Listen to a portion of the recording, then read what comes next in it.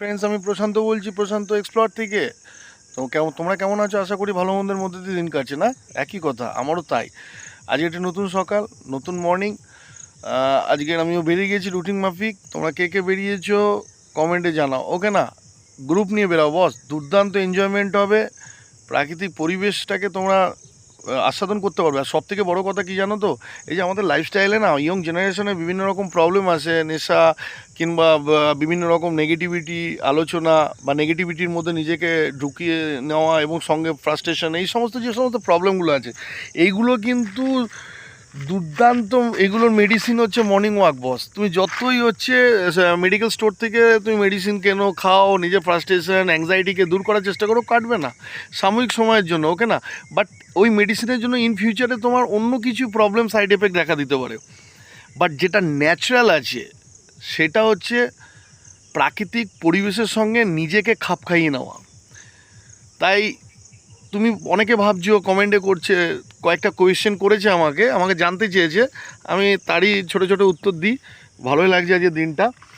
তো এক ভাই আমাকে কোয়েশ্চেন করেছে যে দাদা, আমি প্রচুর পরিমাণে নেশাগ্রস্ত অবস্থায় থাকি, নিজেকে রিকভারি করার চেষ্টা করছি, কিন্তু কিছুতেই পারছি না। দেখো ভাই, এর একটাই সলিউশন আছে বস।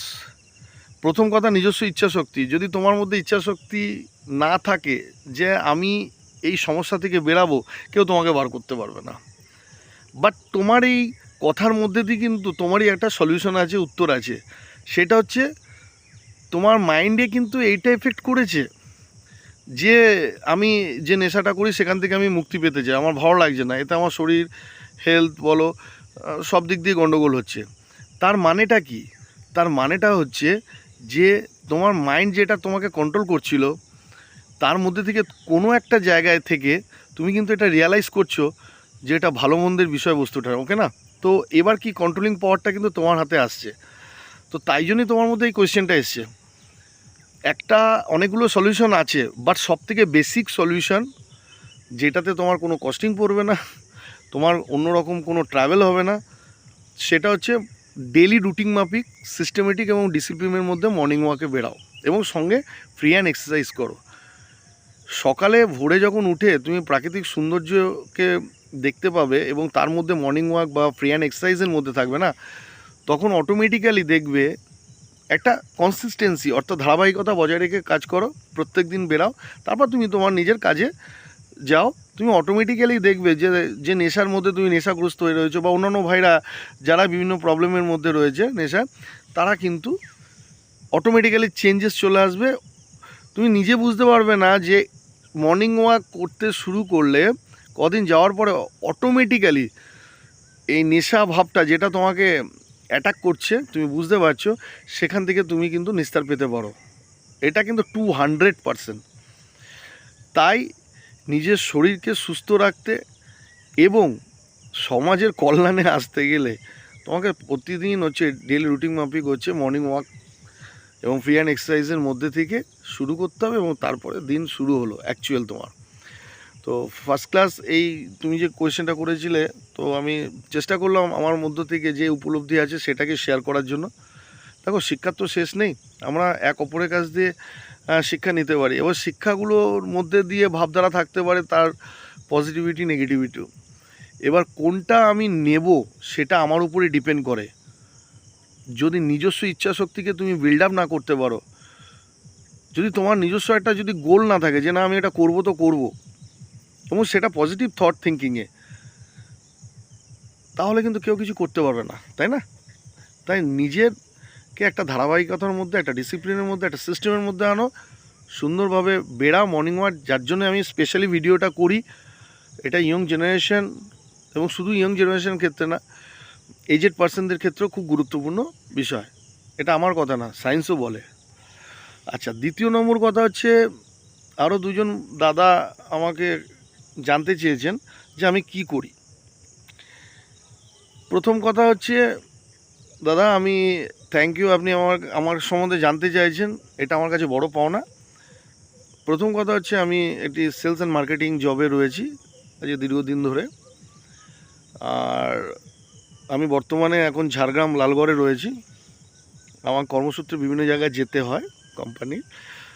তো এটা গেল। আরেকটা কোয়েশ্চেন করেছেন আপনারা যে একজন ভালো সেলার হতে গেলে কোন জিনিসের উপর বেশি নজর দিলে ভালো হয়, ওকে না? দেখুন, আমি কোনো জ্ঞানী ব্যক্তি নয়, আমি যেটা উত্তর দিতে যাচ্ছি সেটা কিন্তু একান্ত নিজের অভিজ্ঞতার উপরে আমি অভিজ্ঞতা শেয়ার করছি। সেক্ষেত্রে দেখুন যদি আপনাদের কোনো কাজে লাগে এটা। তো দেখুন, ভালো সেলার হতে গেলে প্রথমে নিজের মধ্যে যেটা সর্বপ্রথম দরকার হয়, নিজেকে ফার্স্ট একটা রুটিন, মনিটরিং এবং ডিসিপ্লিন সিস্টেমের মধ্যে আনতে হবে। আর এটাই বাস্তব। যদি আপনার লাইফে রুটিন না থাকে, সিস্টেম না থাকে, নিজেকে ডিসিপ্লিনের মধ্যে না রাখতে পারেন, সেটা ব্যক্তিগত জীবন কিংবা কর্মক্ষেত্র কোনোটারই উন্নতি হবে না। তো এটাকে মেনটেন করতে হয়। আর দ্বিতীয় নম্বর কথা, যে কাজটাই আমি করছি সেটার মধ্যে যেন একটা কনসিস্টেন্সি, পজিটিভ ভাইব থাকবে এবং একটা ভালো ধারাবাহিকতা নিয়ে কাজ করতে হবে। আর বাকি রইল একজন ভালো সেলসম্যান বা সেলার হতে গেলে এই জায়গাটা দাঁড়িয়ে আমি একটু ক্র্যাক করব ম্যাটারটা। সেটা হচ্ছে যে সেলস অ্যান্ড মার্কেটিং দুটো পরিপূরক হলেও মেন পার্ট অফ থাকে হচ্ছে মার্কেটিং। মার্কেটিংয়েরই একটা পার্ট হচ্ছে সেলস।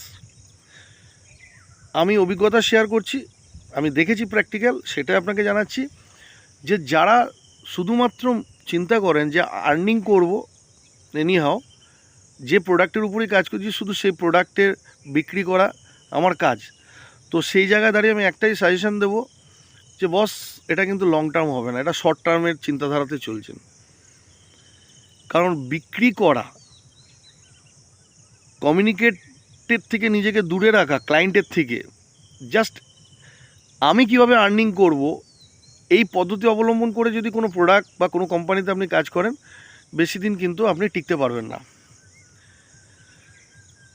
ভালো একজন সেলার হতে গেলে তার আগে একজন ভালো মার্কেটিংয়ের লোক হতে হবে।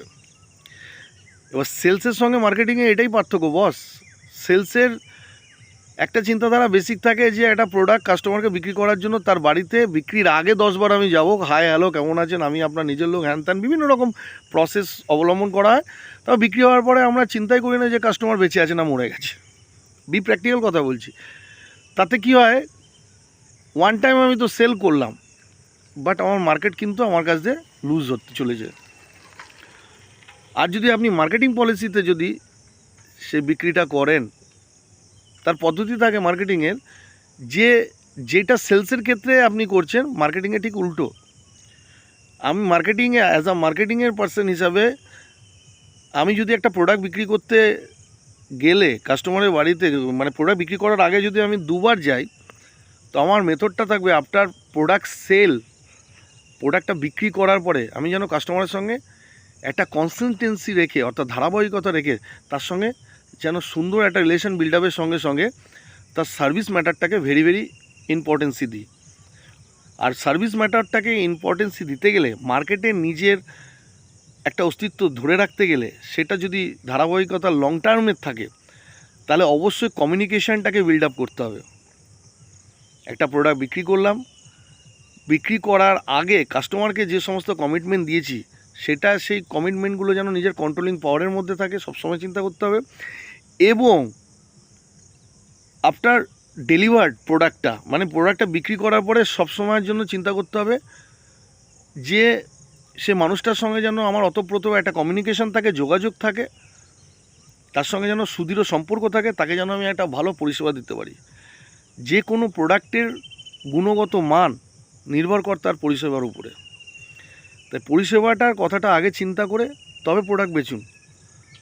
আপনি মার্কেটে লং টার্ম কাজ করতে পারবেন এবং মার্কেটে একটা আলাদা ভাইব থাকবে, একটা নিজস্ব প্রেস্টিজ থাকবে। এবং সঙ্গে অবশ্যই কমিটমেন্টের জায়গাটাকে ঠিক রাখার চেষ্টা করুন, কারণ মানুষ খুব ইমোশনাল। মানুষের ইমোশন নিয়ে কাজ করুন, কিন্তু ইমোশনটা এমন একটা জায়গায় না যায় যেটা আপনার ভবিষ্যতের ক্ষেত্রে একটা খারাপ সংকেত দিতে পারে। তো আমি আর ভিডিও বাড়াবো না, এই কোয়ারিজগুলো ছিল, তো আমি চেষ্টা করলাম আমার তরফ থেকে উত্তর দেওয়ার। আর সব সময়ের জন্য মনে যত রকমই ট্রাভেল আসুক, কষ্ট আসুক, যাই থাকুক, হাসিটা ছাড়বেন না। আমি দেখুন এত দূর থেকে দূরে এসে কাজ করছি আমার ফ্যামিলিকে ছেড়ে, ওকে না? তো আমার ফিলিংসটা আমি বুঝি, এগুলো তো ব্যক্ত করা যায় না। আমার কেন, আমরা সবাই যারা বাইরে ফ্যামিলিকে নিয়ে ছেড়ে কাজ করছি, কিসের জন্য? যেন আমার পরিবার ভালো থাকে। সেরকমইভাবে কর্মসূত্রে যেখানে কাজ করছি, যাদের জন্য আমাদের পেটে রুজি রোজগার, সেই কোম্পানি এবং সেই ক্লায়েন্ট কাস্টমার, এই দুজনের উপরও পরিপূরকভাবে কিন্তু আমাদের চিন্তা করা দরকার। তাই আমার কোম্পানির ডেভেলপমেন্টের ক্ষেত্রে আমার কোন কোন অ্যাক্টিভিটি দরকার, সেই জায়গাগুলোকে ভালো করা, রিফাইন করা, রিফ্রেশিং করা। আর সেগুলো করতে গেলে কিন্তু নিজেকে একটা নিজস্ব উপলব্ধি বা মনিটরিংয়ের মধ্যে রাখতে হয়, আর ভয়ঙ্করভাবে প্র্যাকটিস করতে হয়। যার মধ্যে প্র্যাকটিস ভাবটা নেই না কাজের, ডেলি রুটিনের, সেও কিন্তু শর্ট টার্ম কাজ করবে, লং টার্মে নয়।